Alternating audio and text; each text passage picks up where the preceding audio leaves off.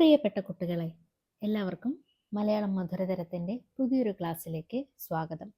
Exam special സീരീസിൽ ഇന്ന് നാം എങ്ങനെ എളുപ്പത്തിൽ നല്ലൊരു പ്രഭാഷണം തയ്യാറാക്കാം എന്നാണ് പഠിക്കുന്നത്. പ്രഭാഷണം പ്രസംഗം തന്നെയാണ്. ഔപചാരിക സന്ദർഭങ്ങളിൽ ഒരു കൂട്ടം ആളുകളെ അഭിസംബോധന ചെയ്തുകൊണ്ട് സന്ദേശദായകമായ ഭാഷണം നടത്തുന്നതിനെയാണ് പ്രഭാഷണം എന്ന് പറയുന്നത്. പ്രഭാഷണം തയ്യാറാക്കുക എന്നത് നമ്മുടെ പരീക്ഷകളിലെ സ്ഥിരം ചോദ്യവുമാണ്. മുഴുവൻ മാർക്കും നേടുവാൻ നിങ്ങൾക്ക് സഹായകമാകുന്ന ക്ലാസ് ആയിരിക്കും ഇത്. പാഠഭാഗവുമായി ബന്ധമുള്ള ഏതെങ്കിലും വിഷയമായിരിക്കും പ്രഭാഷണത്തിന്റെ വിഷയം. എന്താണ് വിഷയം എന്ന് മനസ്സിലാക്കിയാൽ അതുമായി ബന്ധപ്പെട്ട് നിങ്ങൾക്കറിവുള്ള കാര്യങ്ങളെ മനസ്സിലേക്ക് കൊണ്ടുവരണം. ആരാണ് നമ്മുടെ പ്രഭാഷണത്തിന്റെ കേൾവിക്കാർ എന്നും തിട്ടപ്പെടുത്തണം. നല്ലൊരു പ്രഭാഷണത്തിന് പ്രധാനമായും 5 ഘട്ടങ്ങളാണ് ഉണ്ടാവുക. 1 സംബോധന, 2 ആമുഖം, 3 വിഷയാവതരണം, 4 സമകാലിക സംഭവങ്ങൾ, 5 ഉപസംഹാരം. നമ്മുടെ പ്രഭാഷണത്തിന് കേൾവിക്കാരായി നിൽക്കുന്നവരെയാണ് നമ്മൾ സംബോധന ചെയ്യേണ്ടത്.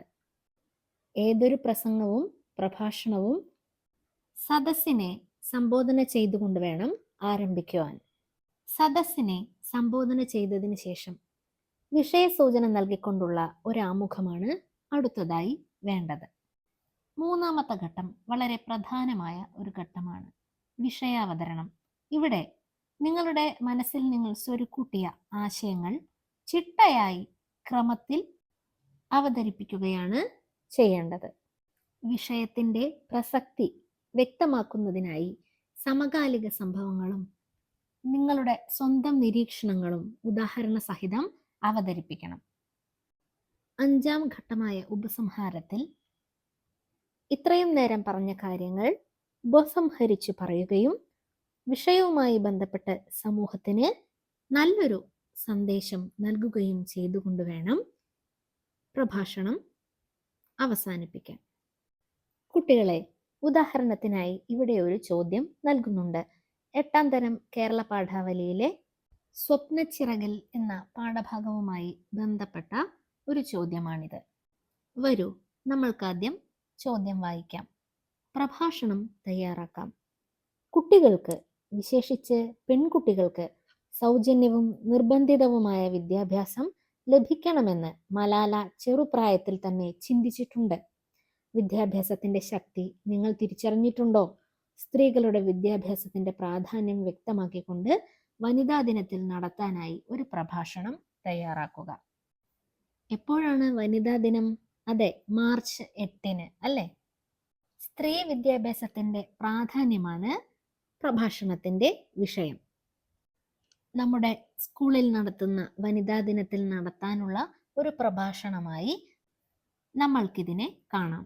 അപ്പോൾ എങ്ങനെ പ്രഭാഷണം എഴുതി തുടങ്ങാം? അതെ, 1ാമത്തെ ഘട്ടം സംബോധനയാണ്. സദസ്സിലുള്ളവരെ അഭിസംബോധന ചെയ്യുക. നമ്മുടെ സദസ്സ് ആരാണ്? സ്കൂളിലെ അധ്യാപകരും വിദ്യാർത്ഥി സുഹൃത്തുക്കളുമാണ്. ബഹുമാനപ്പെട്ട അധ്യാപകരെ, എൻ്റെ പ്രിയ സുഹൃത്തുക്കളെ, എല്ലാവർക്കും വിനീതമായ നമസ്കാരം എന്ന് പറഞ്ഞുകൊണ്ട് നിങ്ങൾക്ക് പ്രഭാഷണം ആരംഭിക്കാം. ഇന്നത്തെ ദിവസത്തിന്റെ പ്രത്യേകത നിങ്ങൾക്കെല്ലാവർക്കും അറിയാമല്ലോ. അതെ, മാർച്ച് 8 വനിതാ ദിനം. ഈ അവസരത്തിൽ ഞാൻ സ്ത്രീകളുടെ വിദ്യാഭ്യാസത്തിന്റെ പ്രാധാന്യം എന്ന വിഷയത്തിൽ കുറച്ച് കാര്യങ്ങൾ നിങ്ങളുമായി പങ്കുവെക്കുവാൻ ആഗ്രഹിക്കുകയാണ്. കുട്ടികളെ, ഇങ്ങനെയാണ് പ്രഭാഷണത്തിന്റെ ആമുഖം തയ്യാറാക്കേണ്ടത്. അതിനുശേഷം വിഷയാവതരണത്തിൽ നിങ്ങൾക്ക് വനിതാ ദിനവുമായി ബന്ധപ്പെട്ടും ലോകത്തെ സ്വാധീനിച്ച വനിതാ രത്നങ്ങളെക്കുറിച്ചും അവർ സമൂഹത്തിന് നൽകിയ സംഭാവനകളെക്കുറിച്ചും എല്ലാം പറയാവുന്നതാണ്. അതോടൊപ്പം മുഖ്യമായും മലാല എന്ന പെൺകുട്ടിയെക്കുറിച്ചും പറയുവാൻ മറക്കരുത്.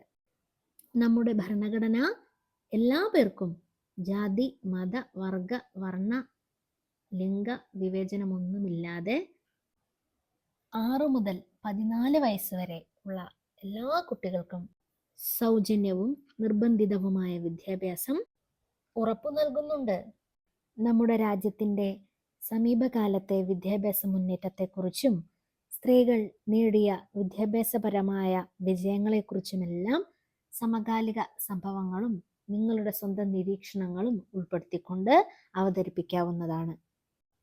അറിവില്ലായ്മ എന്ന അന്ധകാരത്തിൽ നിന്ന് അറിവ് എന്ന വെളിച്ചത്തിലേക്ക് നമ്മെ നയിക്കുന്നതാണ് വിദ്യ. അതിനാൽ വിദ്യാഭ്യാസം നമ്മളുടെ ഓരോരുത്തരുടെയും അവകാശമാണ് എന്ന് പറഞ്ഞുകൊണ്ട് നിങ്ങൾക്ക് പ്രഭാഷണം ഉപസംഹരിക്കാവുന്നതാണ്. പരീക്ഷയ്ക്ക് നിങ്ങളിത് എഴുതുകയാണല്ലോ, പക്ഷെ വായിക്കുന്ന ടീച്ചർക്ക് നിങ്ങൾ പ്രഭാഷണത്തിൽ ശബ്ദക്രമീകരണം നടത്തിയിട്ടുണ്ടെന്ന് ബോധ്യപ്പെടുക കൂടെ ചെയ്യണം. കുട്ടികളെ, ഇനിയിപ്പോൾ പ്രഭാഷണം തയ്യാറാക്കാം എന്നൊരു ചോദ്യം വന്നു കഴിഞ്ഞാൽ നിങ്ങൾക്ക് വളരെ എളുപ്പത്തിൽ ആ ചോദ്യത്തിന് ഉത്തരമെഴുതാൻ കഴിയുമല്ലോ. നിങ്ങളുടെ സംശയങ്ങളും അഭിപ്രായങ്ങളും കമൻറ്റിലൂടെ അറിയിക്കണേ. അതോടൊപ്പം ക്ലാസ് ഇഷ്ടപ്പെട്ടാൽ ലൈക്ക് ചെയ്യാനും ഷെയർ ചെയ്യാനും സബ്സ്ക്രൈബ് ചെയ്യാനും മറക്കരുതേ. എല്ലാവർക്കും നന്ദി, നമസ്കാരം.